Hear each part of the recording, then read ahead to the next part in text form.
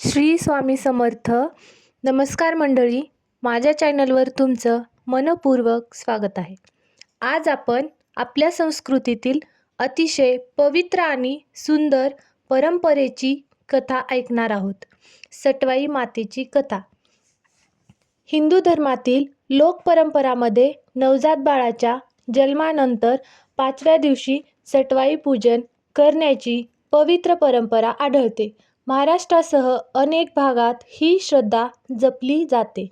लोकविश्वासानुसार त्या रात्री सटवाई माता येऊन बाळाचे भाग्य, आयुष्य आणि जीवनाची दिशा लिहिते.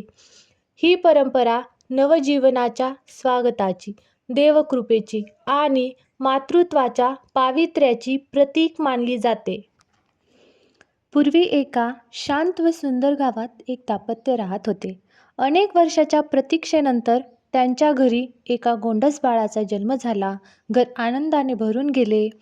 5वा दिवस जवळ येताच आईने घर स्वच्छ केले. उंबरठ्यावर मंगलमय रांगोळी काढली, दिवा प्रज्वलित केला आणि बाळाजवळ कागद व लेखणी ठेवली. सटवाई माता येऊन बाळाचे भाग्य लिहावे म्हणून तिने मनोभावे प्रार्थना केली. रात्र गडद होत गेली. सर्वजण झोपी गेले, परंतु आईच्या मनात कुतूहल होते. माझ्या लेकराचे भविष्य कसे असेल? ती शांतपणे जागी राहिली. मध्यरात्री घरभर दिव्य प्रकाश पसरला. मंद सुगंध दरवळू लागला. त्या तेजोमय प्रकाशातून सटवाई माता प्रकट झाली. तिच्या हातात सुवर्ण लेखणी होती. ती बाळाजवळ बसली आणि कागदावर त्याचे भाग्य लिहू लागली. आईने नम्रतेने विचारले, हे माते, माझ्या बाळाच्या आयुष्याची दिशा कशी असेल? सटवाई माता शांत व करुणामय स्वरात म्हणाली, भाग्य लिहिले जाते, परंतु संस्कार, परिश्रम आणि सत्कर्मांनी जीवन उजळते. पालकांचे मार्गदर्शन आणि प्रेम हेच बालकाचे खरे भाग्य असते. इतके सांगून माता अदृश्य झाली. आईने त्या दिवसापासून बाळाला प्रेम, सद्गुण, प्रामाणिकपणा आणि दयाळूपणाचे संस्कार दिले. काळ लोटला. ते बाळ मोठे होऊन ज्ञानी, सुसंस्कृत आणि समाजासाठी कार्य करणारे व्यक्तिमत्व बनले.